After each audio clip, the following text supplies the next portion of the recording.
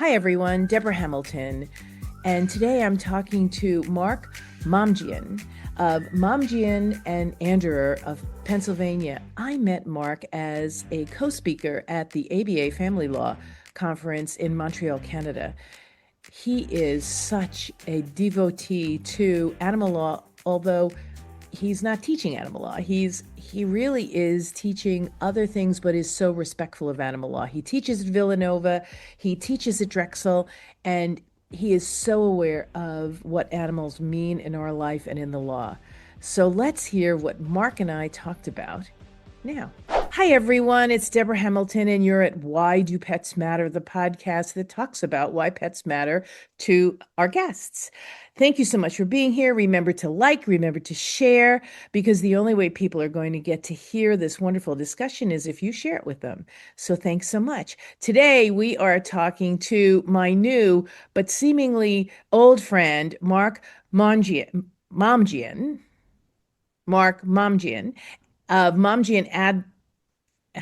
I'm sorry, Mark. I am just going to restart the part That's because okay. my editors will take that out. So I'm just going to say we're speaking today with Mark Momjian of Momjian Anderer in Pennsylvania, one of the biggest law firms to do family law in the entire area of Pennsylvania.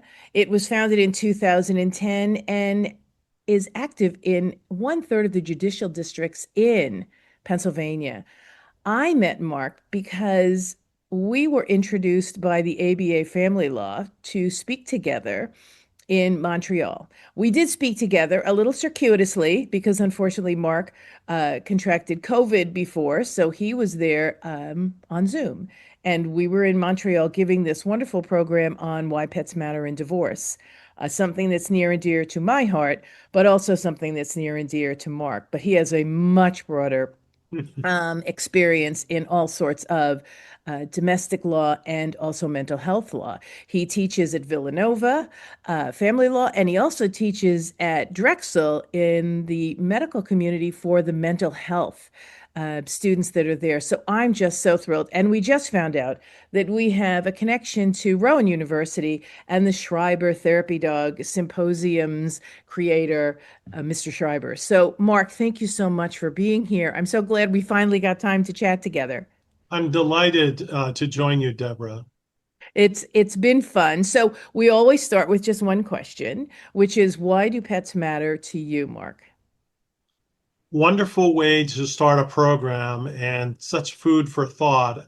Um, for me, Deborah, I mark my inspiration uh, for a dad, a father who just adored animals and brought them into our family's um, integral everyday being. And he was an animal law expert at a time when animal law wasn't really taught at law schools.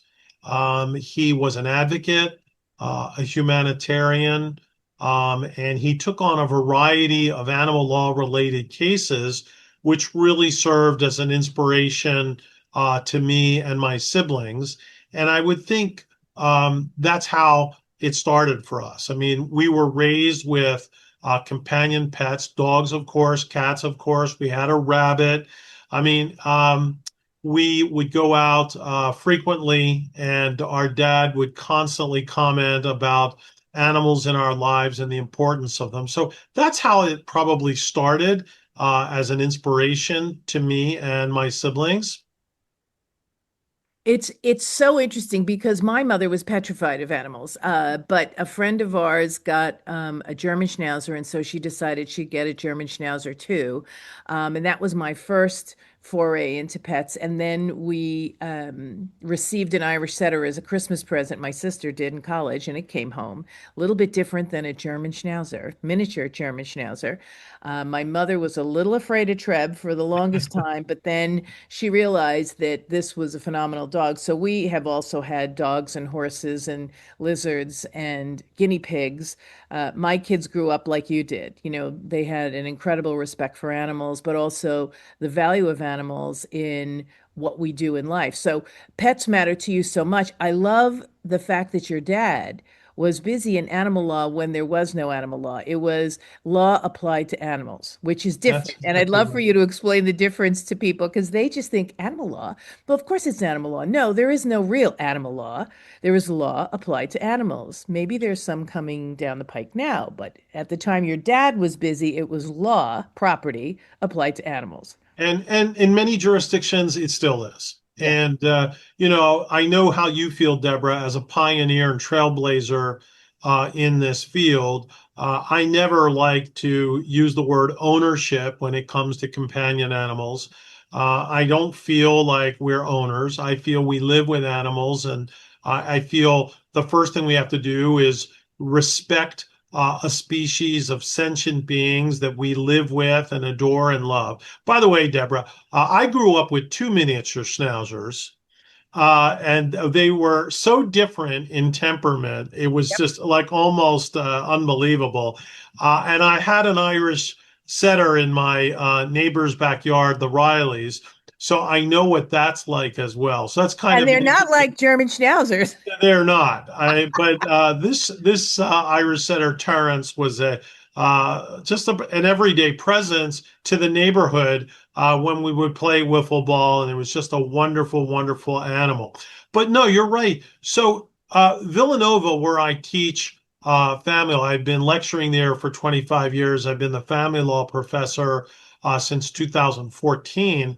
Only recently began teaching animal law. And so I incorporate animal law in my family law class when we talk about what happens when you're dealing with family separation. And certainly, try to combine it by bringing Villanova's comfort animal to the law school. Yep. Normally people think that that's for undergraduates, and I say it's for everyone. Okay, graduate students, undergraduates, there's nothing like an animal coming into a classroom that just lowers the blood pressure and just simply calms people down. So our comfort animal is a half golden, half Labrador named Taffy, and every year she comes in and does magic in our class, and it's a big highlight. I'm surprised other professors don't do it, but it's part of our routine every semester. I love that you bring them in. It's interesting because as you said, family law doesn't necessarily inure someone to think about animal law. And yet, when families break up, that's what we presented on. When families break up, who gets the pet sometimes creates such a schism, right? Because they all know what they're going to do with the chairs and the kids in the house but then when the pet comes, they're like, wait a minute, what do you mean? The pet goes with me. I bought it, or a pet goes with me. I stayed home with it every day. I couldn't think about it. And as you pointed out so beautifully with the law students, having a pet in your life makes going through these difficult situations almost possible. Oh, I totally agree with you. When I was in law school, I don't know that any of my fellow students were living with an animal while they were going through that first year of law school. Today, it's actually a lot more common. And we know about how important service dogs are, therapy dogs are.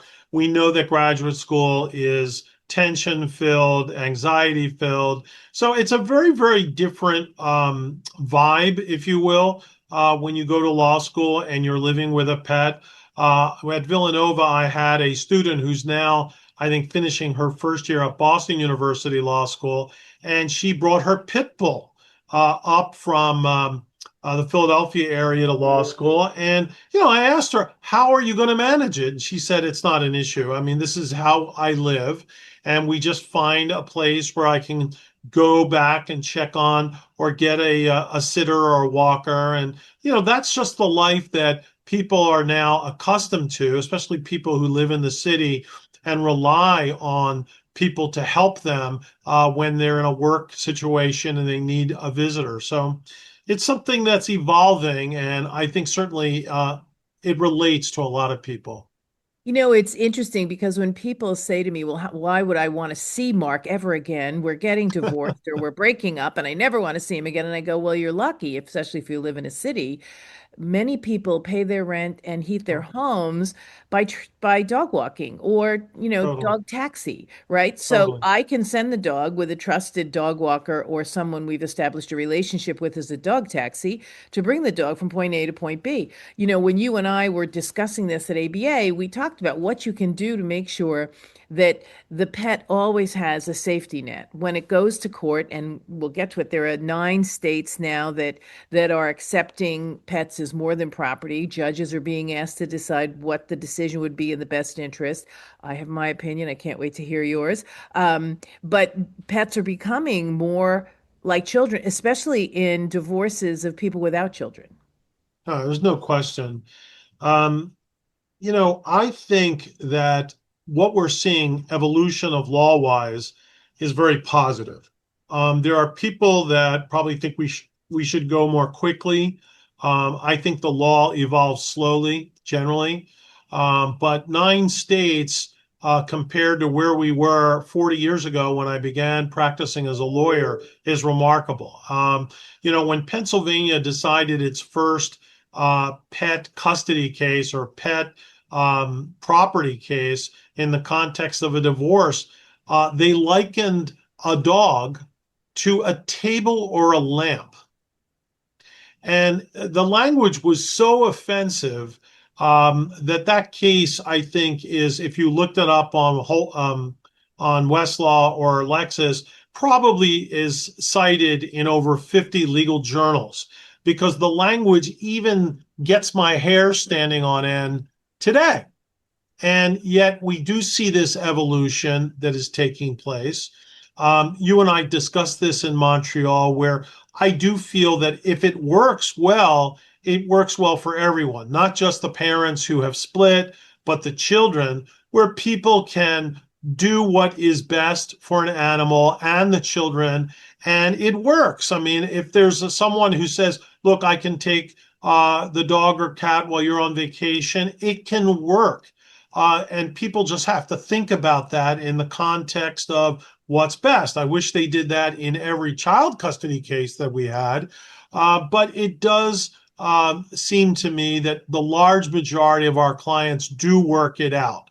Now, when it doesn't work out, and people need either an alternative dispute resolution route or they go to court, it can be costly both financially and emotionally. In Pennsylvania, the Philadelphia Inquirer is covering a case where an unmarried couple are fighting over custody of a cat, and the legal fees have topped $25,000. Yeah, that's low. I know Yeah, that Jeremy Cohen went to an appeal with one of his cases. He has set precedent on if you've shared the dog and you decide unilaterally not to share the dog anymore, no, that doesn't work, right? So, and their bills were 50 grand. yeah. I mean, I've seen it, and it's what we would call a perfect storm in family law. It's the litigants, their will, their pockets, deep or otherwise, the other dynamics that go along with the fighting. We deal with this in child custody all the time, and But what at we least see. child custody people, I'm sorry to interrupt, but child Yeah, custody, there are people to help the parents understand what this is doing to the children. In pet custody, it's still the Wild West. I think in many states it is. And I think in Pennsylvania, there are judges that don't want to be bothered by it. They simply wave off the litigants and the lawyers and say, go to an arbitrator. If this is not important, doesn't rise to the importance of other issues that require adjudication. But it's changing now because just like all the judges have children or grandchildren at a certain age bracket, they all have pets too.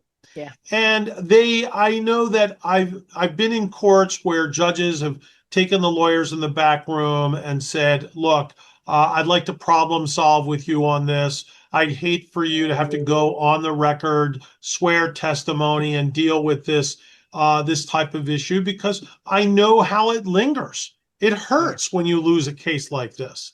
That's exactly what happened in the instrumental family law case that went up to the Pennsylvania Supreme Court, which declined after accepting the appeal to hear that case. So it does matter, and I think that's why you're seeing 9 states, as you pointed out. Yeah, it's really interesting. It's usually a fight over being right, over getting it right for the pet.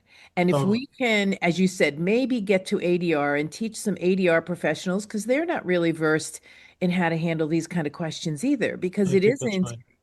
it isn't something about who's better to get the dog. It's what can we do to do the best for this animal? I spoke with Matt Cooper, who did the wonderful Travis v. Murray case, which Mhm. started the New York State domestic relations law to put something in their legislation so that the pets would have the best interest. He said well-being in his decision, but they did best interest, which of course lawyers can parse words 8 ways from Sunday. They're not the same. And so when I spoke with Judge Cooper, I said to him, so what happens? I said, if you decide, I said, I think we have a no-win situation because if you listen to all the evidence and say, well, Mark is a better home, he bought the dog and he has the money to care for the dog, and he's been with the dog as much as the other party, so I'm going to leave it with Mark. Well, Deborah's going to hate him and be angry. But I said to Judge Cooper, and he stopped and thought, I said, what happens if, as Mark walks out of court that day, he gets hit by a bus? I said, where does the Well, dog go? yeah, Deborah, I can't agree with you more. I've read that opinion multiple times, and the reflection and deliberation of this fact finder that took so much time to get it right. And by the way, Yep. I've read multiple decisions from New York Supreme Court Mhm. trial court judges that I'm very proud of, actually, even though I'm not licensed to practice in New York. There was a judge recently in Delaware that decided that um, the litigants in a pet dispute would have an auction between the two of them. Oh God. Isn't that horrible? Oh, And it made headlines not very long ago. I mean, I think late in the last quarter of last year, and it was so offensive to me. Okay, this idea that we would have an auction, and I think a colleague said, "Yeah, it does sound odd," and I said, "Odd? I mean, would you auction off a child?" Is that how we're going to do it?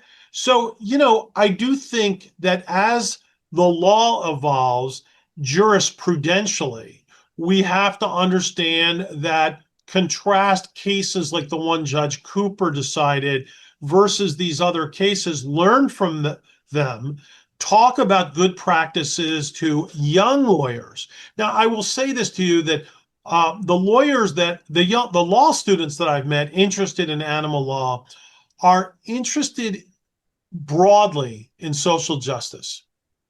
To me, that speaks volumes as to where the law is headed. Social justice is a part of legal education today. Students don't want to go for 3 years and be in a lecture hall. They want to be in clinical settings. They want to say, after 3 years of law school and $300,000 of tuition in some instances, that they did something that affected a person or animal's life.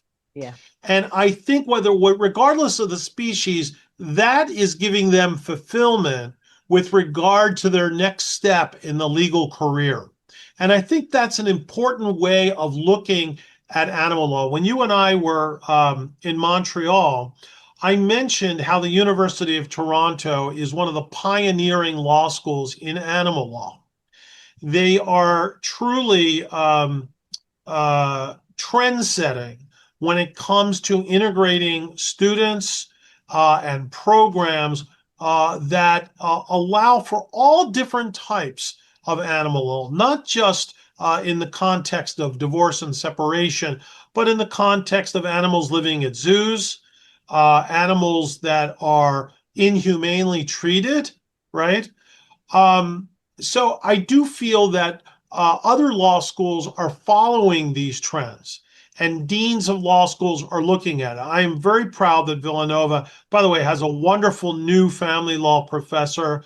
And, it is part of growth, and I hope that this trend continues. I would say to you, by the time I retire from the practice of law, I will say that half of the United States, 25 states, will now have the protections that the 9 states currently have. I loved how you depicted that because when animal law started, it really was just about welfare and abuse. We were really focused on the zoos and the abuse of animals. And now we're recognizing that animals impact the law in so many ways. In real estate law, are you allowed to have your dog in this Of building? Is, course, you know, vicious dogs. I know that Richard Rosenthal has created a whole practice under the Lexis theory. Uh, so it's interesting because when you and I were baby lawyers, animal law was really all those, and I say this with all love and affection, vegans, right? They don't eat meat and they want to keep everyone from eating meat and saving the animals and the CAFOs and things. And believe me, there's some incredible work being done in those areas. But now animal law is seeping into everyday law, divorce there's no law, question. real estate law, trust and estate law. I No mean, people question. people don't realize that they not only have to prepare for their death, if they have a pet, what happens to their pet? No, your children may not take your dog.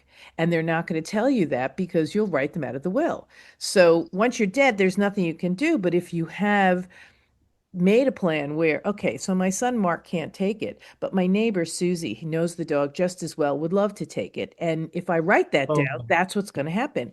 But these are the kind of things that are happening in the discussion about living better with animals. No, I totally agree. I mean, my wife and I have a plan in the unfortunate incident that something would happen to us, and our children are fully aware of what that plan is. And we think it's the responsible way of um, planning, estate planning. And we encourage our friends to do the same. It's obviously not a top priority in people's lives who Right. don't, They don't think about it. they They just don't. think, yeah. And it's funny because I've had several cases in my office where people got sick and their pets were well-meaning placed because they had like a 1% chance of surviving their septicicity or whatever. And they did. And then their animals were gone. And I don't know, if I survived and I got home and my dog wasn't there, I would be really, why did I survive, right? However, people, unless you give them direction, and I think that death is only one thing you have to prepare for. We have a program where we do 12 different things because now there's so much that can create your inability to keep your pet. I agree. It again, I do think I like the way you describe it as integrated, right, into these other areas. And certainly part of that uh, is understanding that we live with companion pets and animals, we don't own them. Yeah. It's really something that I've been discussing with students for a long time because we know the emotional and financial impact of living with an animal. It can be very expensive. People who are now, as I said this, when COVID struck and so many abuse shelters were closed, a lot of the dependent spouses that we knew did not separate from their abusive boyfriends and husbands because they didn't want to leave Right. their pet. Yep. It was unreal. They could deal with the violence uh, inflicted on them because they could see it, but the idea that their pet would be in harm's way. So one of the evolutions that you and I have been tracking is how abuse statutes and domestic violence statutes now incorporate animal abuse as a factor in determining whether an injunction is Or a necessary, restraining order, right? or a It restraining goes, order. yeah, it goes to the pet as well as the person because quite frankly, so many people are controlled. And it's not just about dogs and cats. There are people on farms out in rural areas who are living in an abusive situation and they have horses. There is no shelter going to take your horse. So we That's really true. need to expand our ability to help people get out of difficult situations because you know what? Horses are pretty fragile. They can't really go without. So it's for me, it's something that I work with all the time because to make that plan for your pet, because domestic violence is one of the D's we use because people just don't understand and you need to be there. So on a better note, so you have pets now? Yes, we have a wonderful golden retriever who's the star of our family. And, it's interesting. When you can relate like that, right? When you can, as a client, I always said I was a music student in college and I studied at the Manhattan School of Music, very unusual for a lawyer. But when I always talk about hearing, listening, right? Even when you're questioning a witness, looking at hearing things like cadence and tempo. Well, when you hear a person talk about their pet Yeah. and you really listen closely enough, you pick up so much about that client's individual program, what her needs are, what direction their case needs to go. It changes a dynamic between a client and a prospective client or client when you can relate to how's your animal? Did it come back from the vet? Is everything okay? To how are you? How is that working out for the children when the dog or cat is shifting in a car, going back and forth? Those types of things, the way you relate to people, hugely important. Now, these things are not necessarily taught in law school, right? And they're sometimes not even intuitive. Some people, Exactly. and I will raise my hand that people who don't like pets sometimes are written off as crazy people, and yet, that's okay too, because we have to accommodate. I always tell my friends who have emotional support animals in no pet buildings that they really do have to understand what that means. And what drives me nuts when they get the letter and they get the animal Sure. to the building is that they think it's a service animal. And you and I both know Yeah. it's not the same. No, it's And the not. accommodation you receive is in your apartment. Right.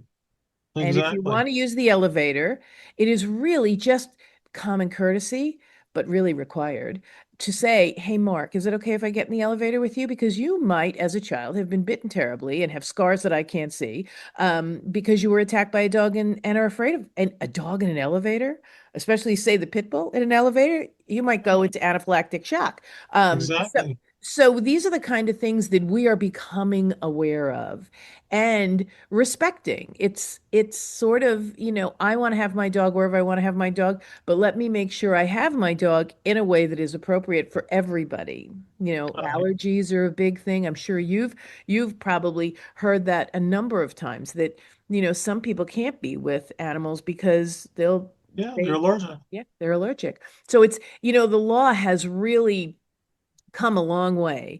And being a member of the ABA Animal Law Committee and Women Rainmakers Committee and things, it's been interesting to see how people go, wow, I never thought to do alternative dispute resolution in animal law. And I said, well, if you ever talk about somebody's pet, like you just said, you set this up beautifully, Mark, and we didn't even talk about that.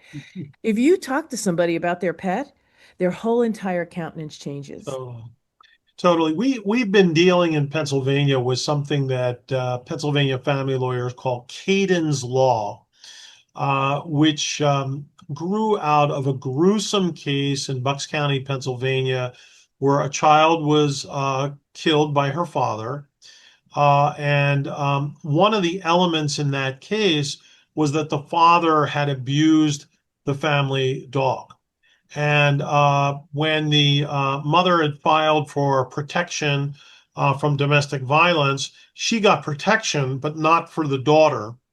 And this was one of the elements of a case where when we see that type of abuse, where a dog or animal is kicked, not properly fed, physically attacked.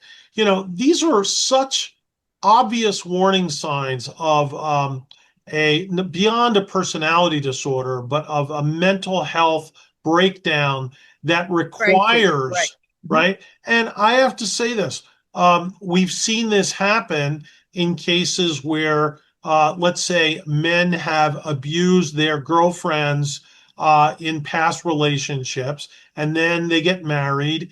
And a judge would say, well, I'm not interested in what the father may have done to his ex-girlfriends. I'm just dealing with this current arrangement and just say what he did to your client.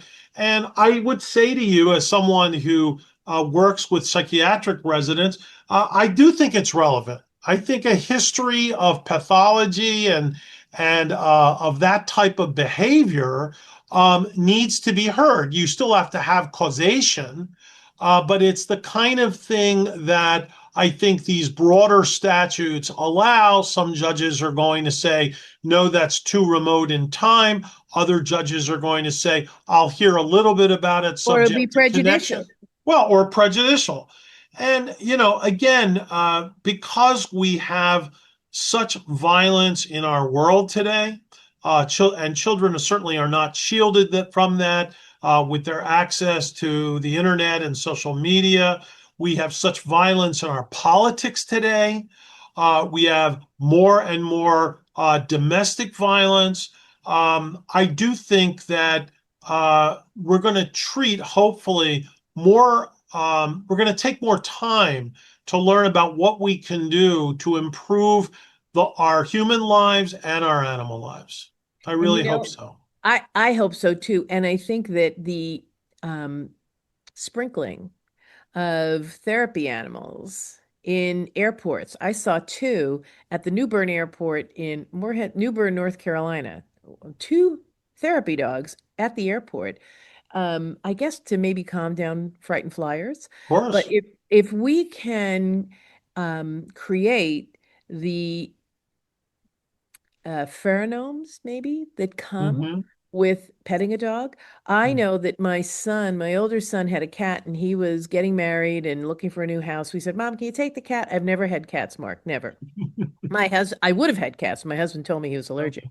But we kept Jane for a month. It turned into 6 months. Yeah. And when she left, very funny. I said to my son, she's been with us for 6 months. We've cared for her for 6 months. I think if I took you to court, I could show that I'm a better mother for the cat than you are because you left her here. Because I know all these stories that my clients tell me how people abandon and I go, and he goes, Mom, isn't this what you do for a living to not do something like this? I said, yes.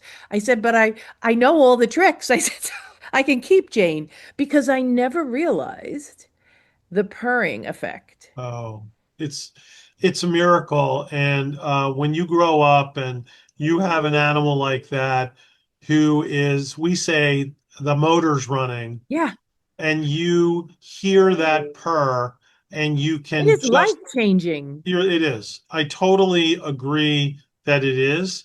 And again, it's like I said, uh, people will enter into relationships where one party has a companion animal, another party doesn't. There's an acclimation process.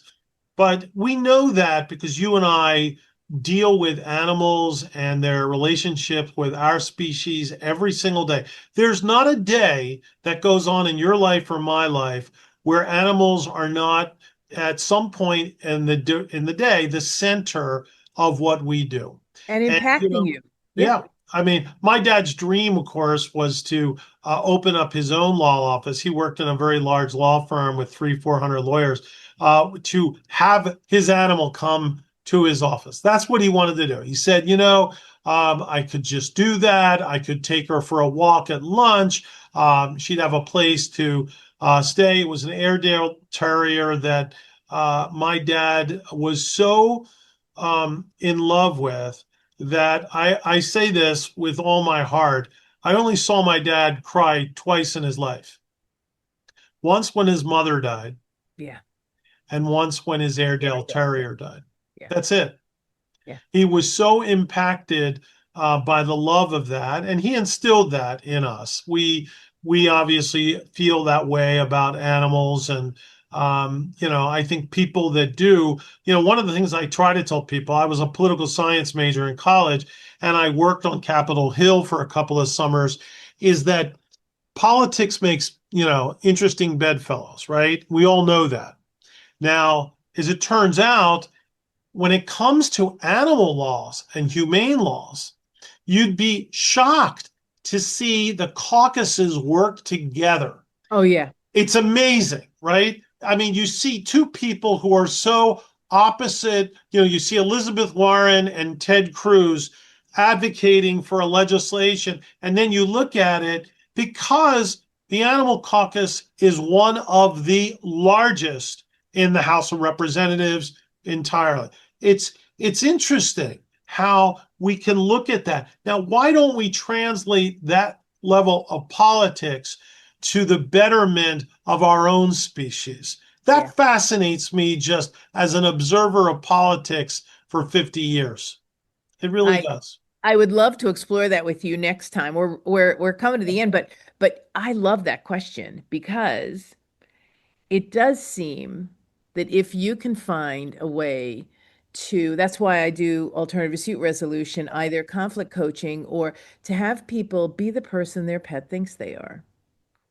And in doing so, they rise to an occasion that they don't even know, in my opinion, they can rise to because, well, yeah, my dog would do this, or my cat would do that, or my parrot, or whatever. And so I sit there and I go, what a great way to help people be their best selves, not by telling them, be a good person, Mark. No, they can really relate to be the person your dog thinks you are. That's a beautiful way of looking at it, and I'm going to think about that because it's really beautifully said. Well, we'll come back and chat about that next time, Mark. How can people get in touch with you? Because I know that somebody might have a question for you, and I know you're so generous with your time. So if anybody wanted to ask you more about what you do, how you do it, how would they get in touch with you? Well, if you just type my name into a normal search engine, the law firm Momjian Anderer will come up. We're based in Philadelphia, but like I said, we have a statewide practice. My email is readily accessible online, and I'm delighted to talk to anyone. People do call and Because ask it might about. not be right there on your LinkedIn page or on your page at the practice because we don't necessarily talk about the animals. Yep. But I get calls, and even if someone really just wants advice, right? Sometimes that's important as a lawyer. We have an obligation to the public, to serving the public, answering questions, and I'm delighted to do that. Even if it doesn't turn into a representation, we do have an ethical obligation to help people, to direct people, to help them problem solve. Yeah. And when it comes to animals, I know you've done this as the center of your practice, and it's inspiring what you do, Deborah. I'm delighted to be here. Thank you for inviting me. Well, I'm so glad you were here. We talked about so many things that I never get to talk about because I'm usually talking about vet medicine. So I'm really glad I'm talking about the law. Mark, thank you so much. I can't wait to do this again. Have a great Delighted. year. And for everyone who's listening, please remember to kiss your dog, your cat, your bird, your horse for me because why do pets matter? Because they make our lives whole. Take Bravo. care. Thank you.